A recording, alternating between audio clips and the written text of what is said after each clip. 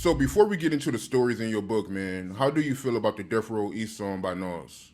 The Death Row East, man. I read the lyrics. You know what I mean? Nas, I call him a poet, similar to Pac. You know, they geniuses when it comes to writing.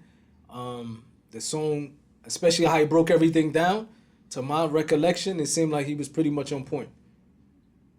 Of course, it's his side of the story, but it pretty much wasn't really different than what I peeped from the scenario. It's the same thing almost. You know what I mean? Right. And Nas, he told you ahead of time that he was doing that song, right? Actually, when he saw you, I did an interview with you.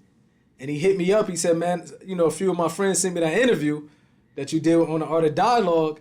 And he's like, it's crazy because I'm coming out with a song and it's pretty much that what your interview, what you said in the interview is pretty much what I'm saying in my song. Yeah, man. And did you see the interview Nas and Jungle did with Ebro on Hot 97? I watched it, yes. How you feel about the interview? I think, man, the interview, because I seen it got a lot of backlash. My bad, it got a lot of backlash. I think from everybody say they side of the story, what they feel happened. You know what I mean?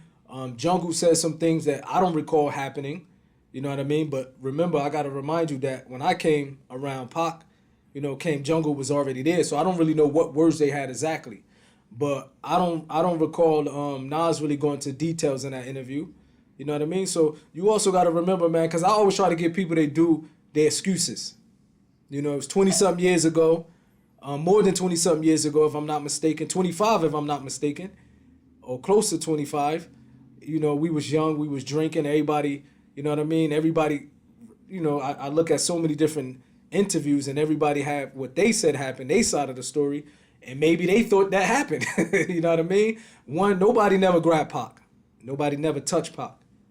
You know what I mean? Nobody never touched Pac.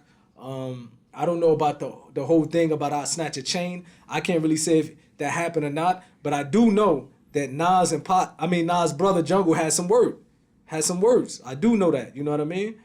I don't really recall exactly. I just remember I turned to right hand Pac like saying something is, "What's up, homie? Why you walking up on me?" I seen a 2012 VH1 behind the scenes documentary on Nas, and Jungle said in that documentary that Nas snatched up Tupac.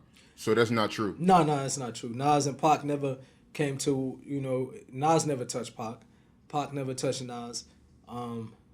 That's not gonna happen. You know what I mean? But it definitely didn't happen. And that's why when you hear anything that Nas say, he never mentioned anything. It never got physical. Never got physical.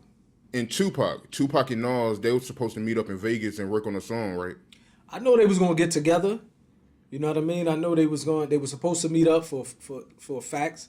Like Pac really wanted to get up with Nas. He really wanted to, you gotta remember before that whole thing popped off, when Pac thought Nas was dissing him, Pac and the Outlaws, we was all Nas fans. You know what I mean? So when Pac and Nas was able to squash that in the part, Pac really wanted to get up. So there's a chance they probably would have done music together. You know what I mean? Right. Is it true that Tupac was listening to Nas on his way to Vegas? I'm not sure, Brand, because one, I wasn't in Vegas that time. The last time, if you're speaking about the last Vegas trip, I wasn't there with Pac at that particular time. So I'm not sure, bro.